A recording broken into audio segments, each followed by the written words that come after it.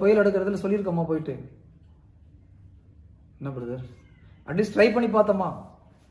நான் ட்ரை பண்ணி பார்த்தோம்ப்பா, சுனாமி டைமில் ட்ரை பண்ணி பார்த்தேன். நான் என்ன சொல்கிறேன், ட்ரை பண்ணுங்க. That is very important. நம்ம வி நெவர் ஈவன் ட்ரைடுன்னும் போது உங்களுக்கு ஹோப்பே இல்லை. புரியுதுங்களா? நான் ஃபஸ்ட்டு பைபிள் கடவுளுக்குள்ள வந்து 2005 தான் நான் ஒழுங்காக மனமாட்டத்தில் வந்தேன். வந்து படித்த ஒரு வாரத்திலே ஒரு டேபிள் மேலே இருந்த ஒரு கிளாஸை பார்த்துட்டு ஏசு நாமத்தில் அந்த பக்கம் போ அப்படின்னு தான் ஃபஸ்ட்டு கமாண்ட். ஒன்றும் ஆகலை. அப்போ தான் யோசித்தேன், எங்கேயோ பிரச்சனை இருக்குது நம்மக்கிட்ட விசுவாசத்துலன்னு சொல்லி.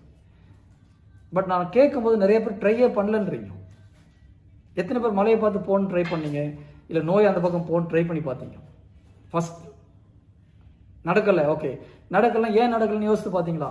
இல்லை யாராவது போய் கேட்டிங்களா?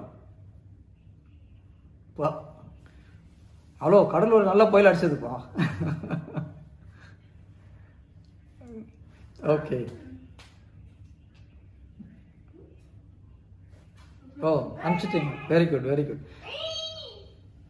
சரி, எதுக்கு சொல்றேன், இறை வார்த்தையை ப்ராக்டிக்கலாக கொண்டு வாங்க, செய்யுங்க.